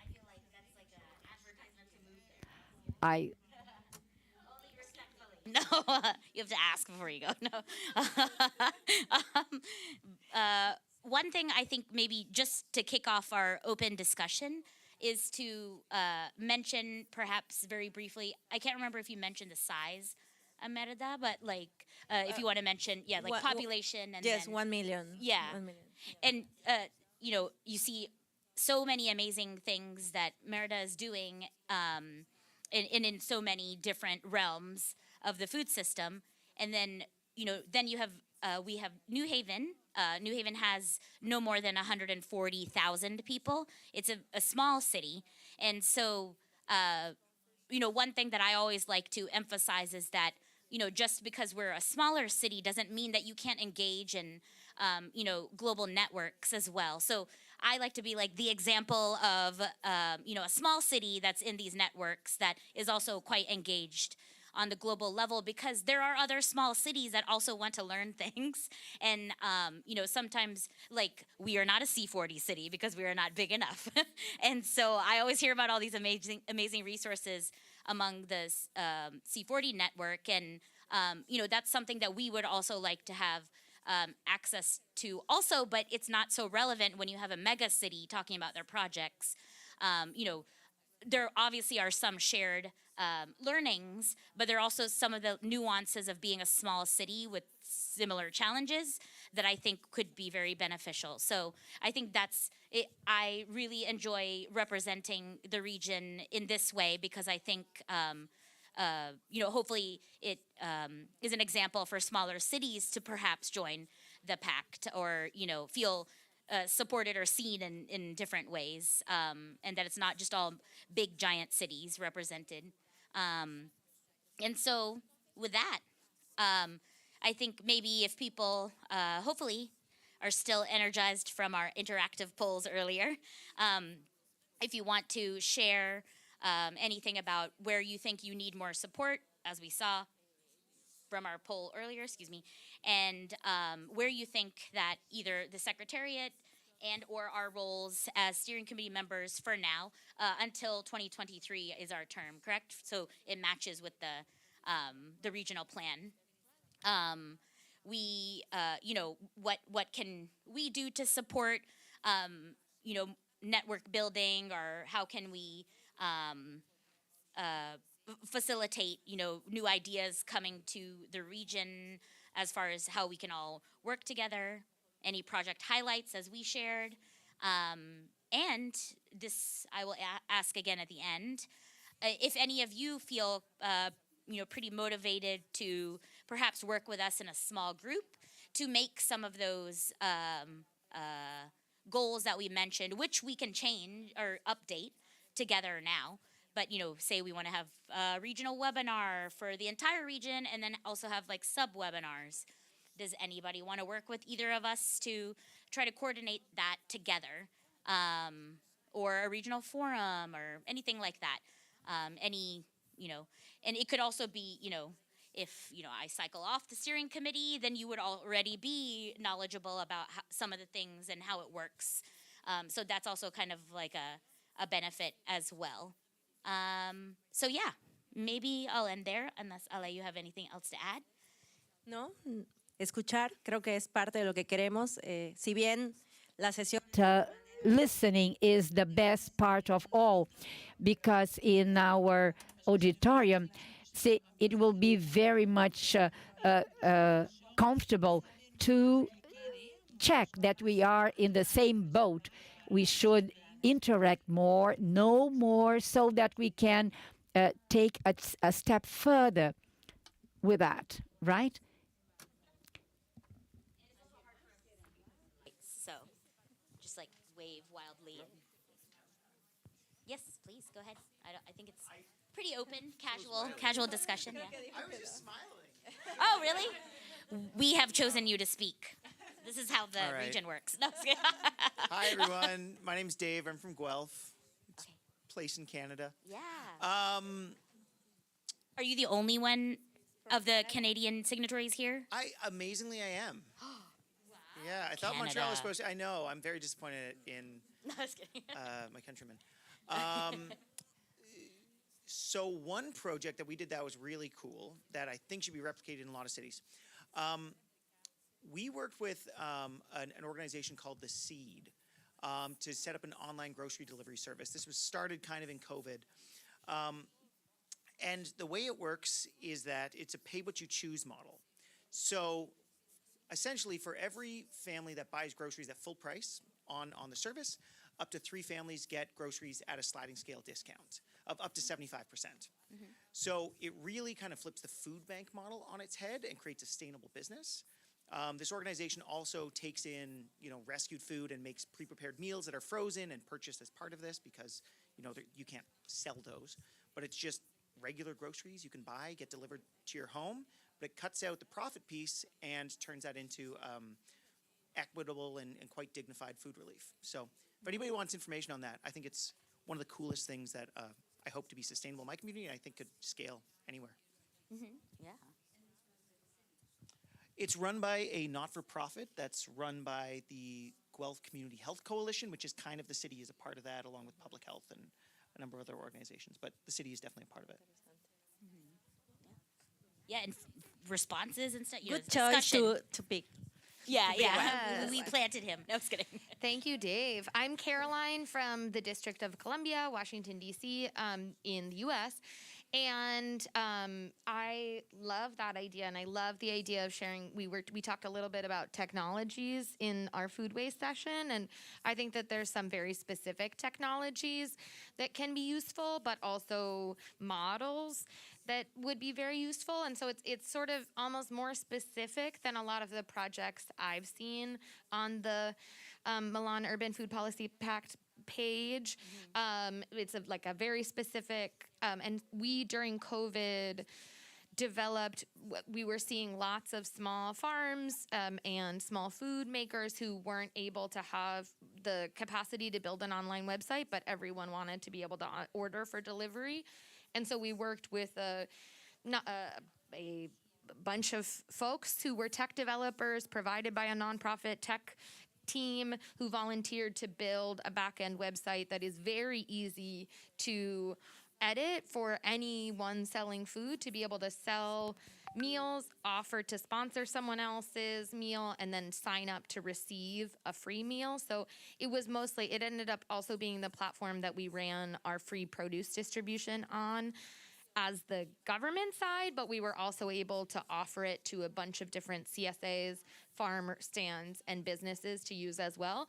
So that's just another very specific, for us, tiny, and it's not a massive systems change, but it's a technology that could make some people's lives easier and help enable the Milan Urban Food Policy Pact goals. So that's something I'd love to be able to see how both just support to me as a member city, but also be able to offer things to others. Yeah, and that's great. And it is a system, like a process, right, that can be applied in many instances. So yeah, very interesting. Yes. Thank you, Ali from Cincinnati. We have signed on to many climate commitments, and some of them have provided much more value than others. This morning, the big theme of the plenary was political will, and you had elected leadership up there. We're doing our climate action planning process right now, and our food meetings are packed to the brim. But it's not necessarily a topic that receives council and mayoral attention over and over again. So one of the big points of value in these sign-on commitments is our opportunity to elevate the topic to elected leadership. So I know that you invited our mayor, and he's only not here because he's receiving an award in Copenhagen right now. But that type of thing where he's receiving external recognition, international external recognition for the good work going on in Cincinnati, puts this in a whole different space politically. And we can invite reps from this organization to speak to council and talk about the metrics and what is happening in other cities. So as much as we need tactical support for on-the-ground solutions, really the value here to me is elevating this to council and the mayor. Yeah. Yeah, I love that. I often say that it, for like small city example, it legitimizes our work. You know, we're probably like at a kind of, you know, still trying to get people to notice and have packed rooms for certain things, but I think, you know, it's like on the way there. And as a region, you talked earlier about the data. And I believe that, for example, as a region, we can work in that. So we can get this topic to our mayor, you know, to elevate the conversation. So if we can starting to plan how can we develop some relevant data for the policies, right? So I believe that as we did with CCA, we work on the how to measure the amount of food waste and all that. So we can starting to solve the problem, but we don't know the dimension of it, actually.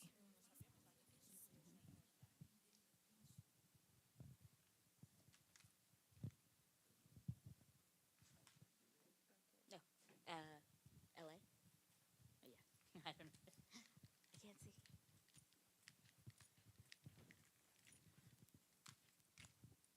Thank you. So I know you mentioned kind of how smaller cities, this is a way for smaller cities to collaborate and not have to necessarily compete with mega cities. Coming from a mega city, I'm actually really inspired by the work that I've heard going on in some of these smaller cities. And I think that there's a lot for us to replicate, actually. I don't think we're actually doing enough on this front. And so I feel like this forum for us is actually more of like a steep learning curve to like, how can we take some of the things that you all are doing and apply it to our city rather than the other way around. So I do really appreciate being here. We're new signatories to the pact, and I think this is a great opportunity for us to kind of get up to speed and apply what you all have already been doing. May I ask, where are you from? Oh, Which sorry. city? I probably should have mentioned that at the beginning. Los Angeles. Yeah, well, thank you. That's exciting to hear.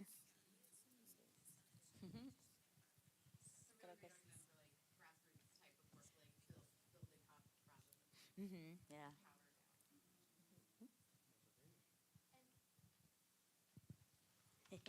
One thing I'd maybe add to think about how we can work together. We have residents in our city who are very focused on climate and are really pushing Race to Zero and putting huge targets on our city council. And our municipality is doing a great job within our own like corporation of reducing emissions, but getting emissions down in the broader community is very challenging, and that's hard to figure out. But food, the circular economy, all of these waste issues are really concrete ways to do that. And I think every city and every sort of place-based context is facing the same thing. So I feel like this type of network could be a way to share practices of how do you connect reductions in food waste to regional reductions in emissions that can speak to that political level, can, you know, meet all the great things about reducing food waste that everyone feels from like a gut point of view, but then also connect it to climate closely. And I think that's where, you know, working together and setting common approaches could be really useful. Yeah. I also think that in the idea of what big cities have a lot to learn from smaller cities and smaller truly both directions.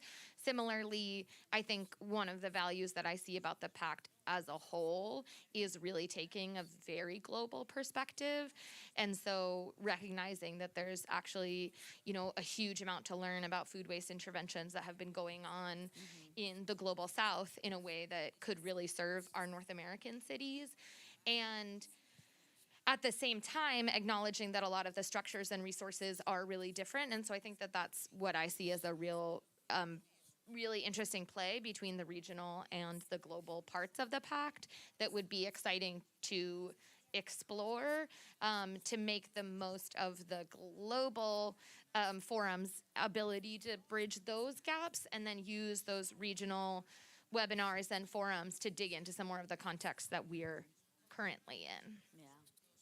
Yeah, and I think that's a good moment to kind of mention, you know, the pact is international, and I think, you know, the goal here is for global food system transformation, right? That's why there's like different regions, and we're all working kind of like at each level into this, you know, international pact that's going to then see, you know, like the wave of global food system transformation across the world. And so I completely think, you know, along with like signing on to like climate pledges and, you know, seeing the legitimacy of our work on a local level and how it impacts the global food system, that it's also, you know, important for local partners to remember that this is kind of like the ultimate goal that we're all working toward. And I think that's lost a lot in like in city government. Yeah, this is like a big struggle for me in New Haven and our division. And even with the international recognition, sometimes, you know, there's a lot of like resident pressure because culturally and in our city, many people aren't so excited about the international engagement, and so it's very it's a balance. It's like you know, you want to respond to resident you know, visions for their community, but then also stay connected so that we don't become so isolated and have tunnel vision, and, you know, make sure that it's a way that, you know, like we keep our you know, ideas fresh, and, you know, have a way to continuously, in creative ways, try to respond to resident requests and their vision for their community. Because what we're doing in that urban ag master planning process is, that's why we say we're co-leading, because me and the other team member in the Food System Policy Division, Kimberly, we are also members of the Community Advisory Board. We don't just like sit silently, and we don't also ignore what we may want to contribute in the meetings as well, because the idea is that, you know, perhaps, and there are many of us, like there are a couple of people that have like policy expertise or like know how to read the zoning code, or, you know, and so we offer that information. So I was talking to our colleague in Cincinnati earlier. We've used examples from Cincinnati's zoning ordinances to share as examples of like, hey, look at these cool things that New Haven could implement if you also desire, if it supports your community vision for urban ag growth and development. We also offered several other examples throughout the country from small and big cities. And I think, you know, the idea for us to continue learning, you know, these are our like professional development conferences, right? And if community members want to go, we can try to facilitate, but this is like specific to government mostly. And so I think that's like another benefit, right? Like we bring the information back to community members and then say like, hey, look what we heard. Does this resonate with you? Is this something interesting? If you want more information, we'll go back and get more information. We'll invite these people to give a talk. Like, you know, we'll have the Secretariat come and speak and maybe give a few examples of different cities. So I think that kind of speaks to what you all were saying as well. Mm-hmm. Yeah. Mm? Taylor. Oh. Oh. Sorry. It's coming. Hold on. Just 1 second. Thank you. Thank you. I'm Taylor from Baltimore in the United States. I guess I have more of a question than kind of a statement. So this is my first year as food policy director for Baltimore City. And so I know that we've been very involved in the Milan Urban Food Policy Pact in the past, but I guess the question is, like, this event is awesome, but what are the other things, you know, here in this space, we're talking regionally, but what are the other things that happen throughout the year in terms of, I think like just like very simple, doesn't, maybe not even like a formal webinar, but simple spaces to knowledge share, best practices, what challenges are you facing?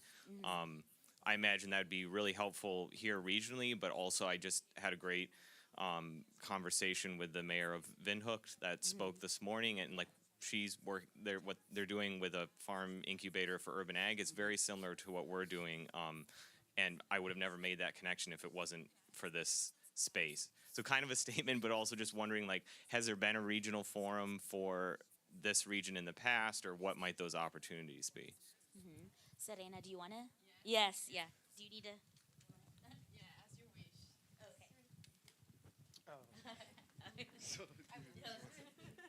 So actually, there has never been a forum, a regional forum for this region, and something that we always say is that this region is particularly diverse because we have North America and Central America, which are quite different and have different priorities, challenges.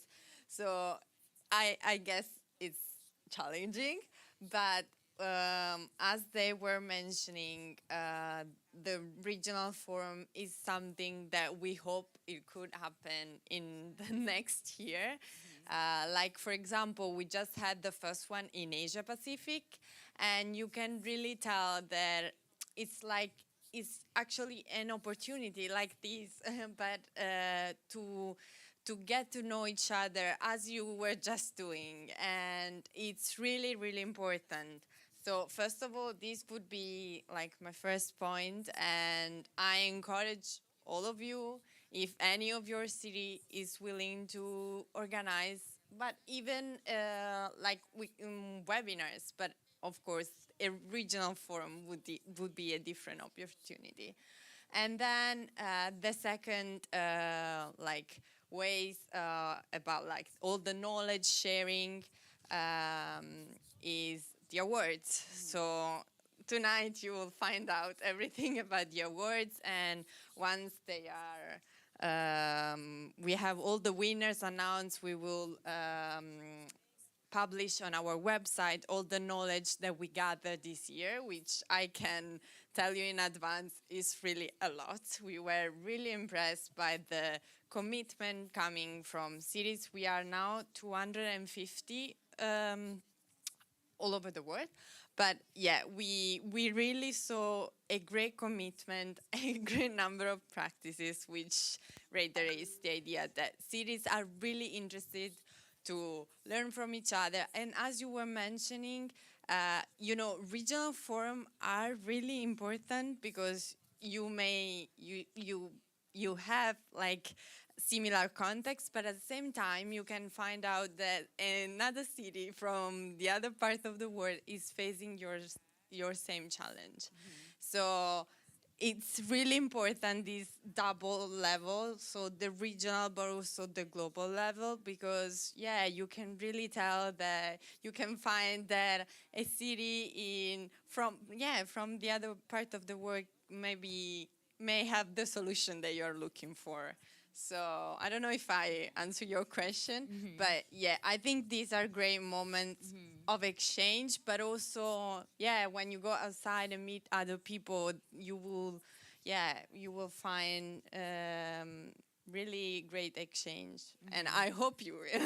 Yeah, and Lata and I were talking, the last question is just that as trying to make this little round table where we can share and to get the important things that maybe we want to talk about in the regional forum and make these little discussions during this period.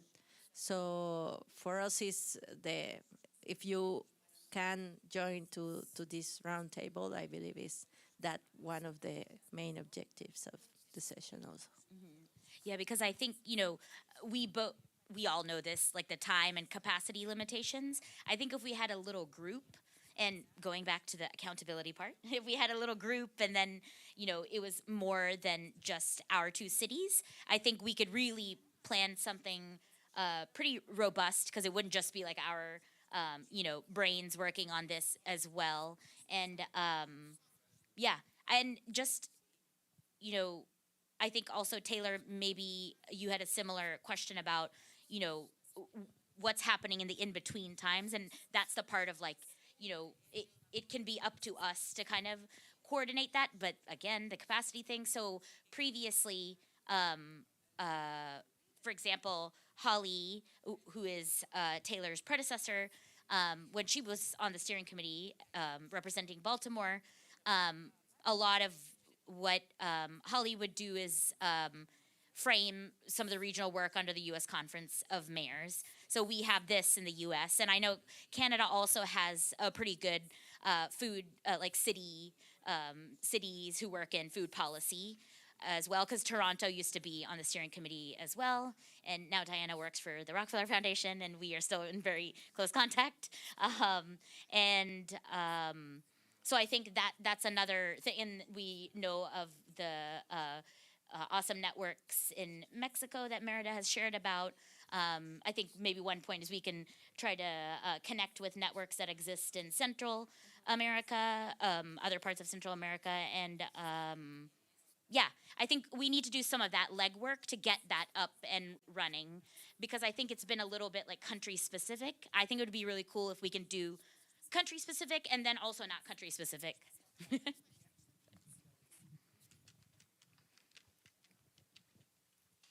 Yeah. Oh, sorry. Oh, no, I was just going to say, Serena, can you let us know when we have like 10 minutes? Because then we can just do the last question, or are we already there? 15 minutes. Oh, okay, cool. Yeah, so maybe like 5-6 minutes we can keep talking.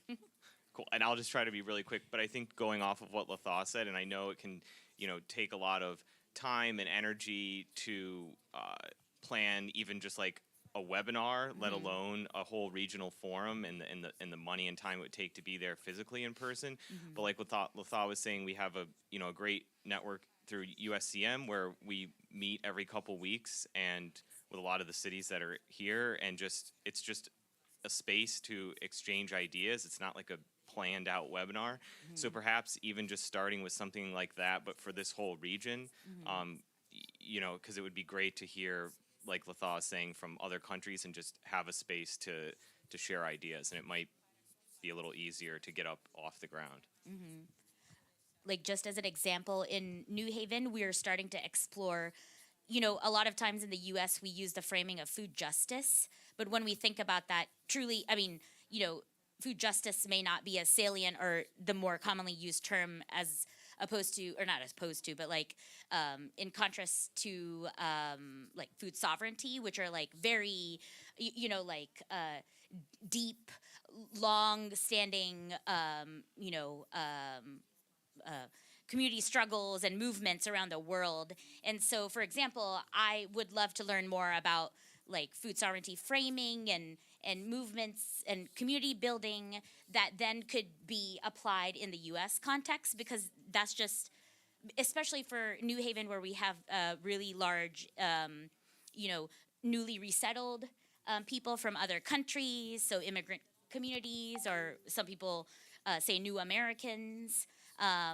It would be very interesting. So the project we're doing now is actually trying to learn from them, their framing of food sovereignty, and how that compares to like what they're seeing in New Haven in the food space, and how they feel about like their power and community ownership of the food system in the new place that they are in. So it would be so cool to learn from our colleagues more from Merida and elsewhere in the other sub-region. And I think that would be so cool, yeah. And I believe like the submitted proposals can also be like something that we can review first, and like to discuss some of them that are particularly of the interest of the cities that are here. Thanks so much for this peer exchange, this opportunity. My name's Amanda. I'm from the city of Austin in Texas. And Latha, what you were just saying about food sovereignty and building the movement, one thing I'd really love to get from this group, and it builds into the conversation of the political will too, is how are we talking about food systems within the intersections of all the other things that our politicians are deeply passionate about. And we know from working in this work that that can shift very quickly from day to day. So how do we get better in our messaging in terms of like where food systems sit in all of those salient issues? Yes, I think that's the main point. And yeah, I think that connects to what you were saying about the food waste and the climate conversation. And yeah, when you said it's like the communications piece too, and exactly connects to the data that you were, all that fits in, right? So yeah, I think that's amazing. Yes, for example, earlier we're talking about the percentage, 24% of food waste, of the emissions caused by food waste. And if we connect those dots, like we can use, I mean, not use, but in terms of climate change and the cities that are committed with Race to Zero to the 2050, and maybe we can, like, as we said earlier, like elevate this topic that is very important. And soberanía alimentaria es un tema que definitivamente tiene que ver con derechos. Things that can have everything to do with human rights. Everything is convergent, no doubt. Transition to the wrap up so that we have another poll. Yeah, I think I set it up correctly. And we'll have to do the switching thing again. So if you are interested in working with us and with each other in a little group to think about any of these things for our region, yeah, like webinar or something like that. So yeah, here, I'll suggest something. Because it's actually something that we do for the U.S. Conference of Mayors Food Policy Advisors Group is we merely have a Google group. And, you know, it's not, nobody's abusing it. You know, we all share relevant information. You know, we could probably be sharing more, actually. I think it's like not even utilized as much as we think about it sometimes. But I don't know if that's like a easy lift for, you know, across the whole region where it's kind of like a little bit more passive. Of course, you know, I'm sure we all may fear if it's like, you know, people responding all with like, thank you.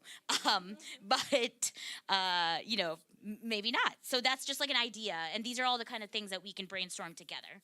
Shall I run over there? Okay. Oh, did it maybe log out? Huh? Oh, help. Help. Oh, okay. Yeah, sorry. Which one is this? Join us. And present. Okay. Yes.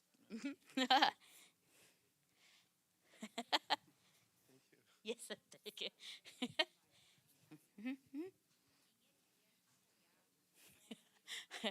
We have some interesting answers up here.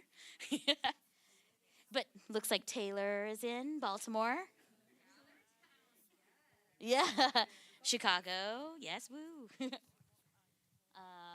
Yeah. No pressure. You can always email us. This is just kind of to keep the interactive part going. Yeah, how did you all like the Poll Everywhere interaction piece? I feel like it just kind of keeps our it's like a coffee substitution. See, coffee. Cool. Okay. Well, we have Baltimore and Chicago. Well, oh, Cincinnati. Okay. Oh, okay. Yes. Yes.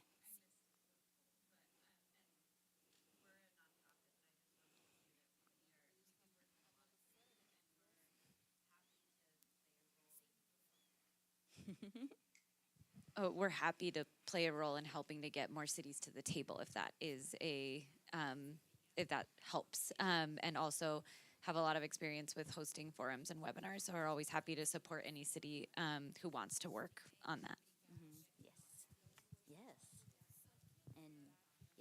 And Yvette and I met in one of the previous forums and had discussed this, but then soon after COVID's impacted all of us and kind of made us pivot toward other priorities, and so this is exciting, you know, to be able to talk about it again and yeah, think about how our national partners and perhaps regional, there aren't as many regional organizations that we brainstormed when we were thinking about our plan, but we have national organizations and all these different regions that can, as Yvette just offered, help facilitate, because they work with like many cities versus us who may know a couple, right, just by chance or through other smaller networks. And so I think this is something to reflect on for our specific, you know, regions or countries. Yeah, yeah, yeah, yeah. That's our last slide. Look at that. We were on time. Yay! Thank you so much. Oh, they were like goodbye. Não é da carteira da Oh yeah, smart idea. Não vou botar aqui. Yeah.